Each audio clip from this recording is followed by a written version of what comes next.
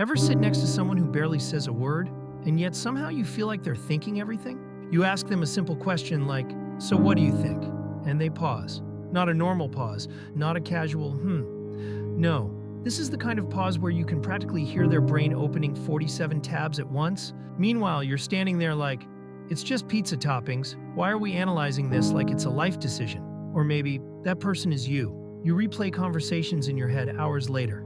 You think of the perfect reply, 3 days too late. You write texts, delete them, rewrite them. In group chats, you're silent for hours, then suddenly drop one perfectly crafted sentence, like it's a thesis. It looks like quietness on the outside, but inside, it's a full documentary. And here's the thing most people miss. People who think more than they speak aren't just shy or reserved. There's a hidden psychology behind it. Different mindsets, different inner worlds, different reasons for that silence. So let's slow down for a second and look at what's really going on in that quiet head. Maybe it's you. Maybe it's someone you know. There's the first type, the observer. You know this person. At a party, they're not in the center of the room telling stories. They're on the edge, drink in hand, watching, not judging, just noticing. Who laughs too loudly, who keeps checking their phone, who's pretending to have fun. They remember tiny details no one else catches. The way someone's smile drops when a certain name is mentioned. The way two friends subtly avoid each other. Later they'll say something like, "I don't think he's actually okay." And somehow they're always right. Psychologically, this happens because their attention goes outward instead of outward and loud. While talkers spend energy expressing, observers spend energy collecting data. Their brain is constantly scanning. Micro-expressions, tone shifts, body language. It's like living with the subtitles on. Talking would interrupt the movie, so they stay quiet. Not because they have nothing to say, but because they're busy understanding everything. If you've ever walked away from a hangout remembering everyone else's emotions more than your own, that might be you. Then there's another type, the internal rewriter. This one is almost funny. You finally say something in a conversation. It's fine, totally normal. But later that night, your brain goes, "Why did you say it like that? You should have said it this way." And suddenly it's 2 a.m. and you're arguing with imaginary people in your head, winning debates that happened 6 hours ago, delivering Oscar-worthy comebacks to your bedroom ceiling. People like this think more than they speak because their mind is constantly editing. Every sentence gets proofread, every word weighed. What if it sounds stupid? What if it's misunderstood? What if it hurts someone? So instead of blurting things out, they hesitate. They refine.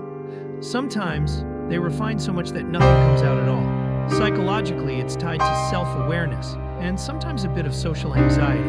Their brain treats language like a permanent record, not a casual throwaway. For them, words feel heavy, so silence feels safer.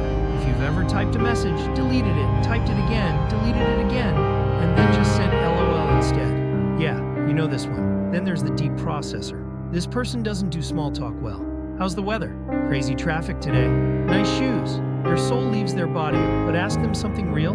What are you afraid of lately? What do you think you're meant to do with your life? Suddenly they come alive, because their brain doesn't skim the surface. It dives. When someone says something simple, they don't just hear the words. They start connecting it to memories, patterns, meanings. You say, "I might move cities." They're already thinking about identity, belonging, childhood attachments, the psychology of change. Meanwhile, you're just talking about rent prices. So by the time they finish thinking, the conversation has moved on. This is why they speak less. Not because they're slow, but because they're going deeper than everyone else. Their mind isn't a chat room, it's an ocean.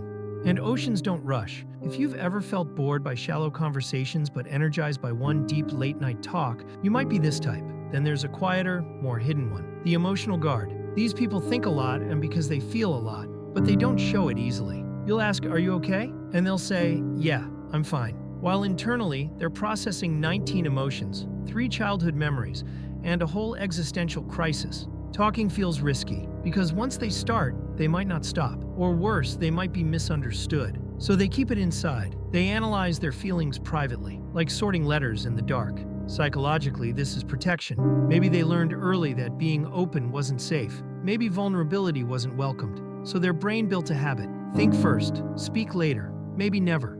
To others, they look calm, stable, quiet. But inside, it's a storm with really good manners. If you've ever said, "I'm fine," when you clearly weren't, you know this one too. But here's the twist. People who think more than they speak often get underestimated, seen as shy, passive, detached, when really, they're often the most aware person in the room. They notice what others miss. They feel what others skip. They reflect instead of react.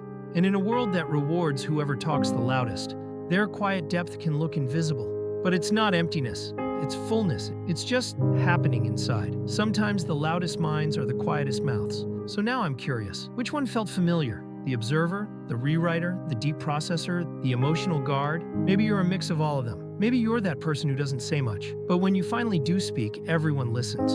And maybe there's nothing wrong with that at all. Maybe the world just needs more people who think before they talk. If this felt a little too relatable, stick around. There's a lot more of the mind we haven't explored yet. And chances are you've already been thinking about it this whole time.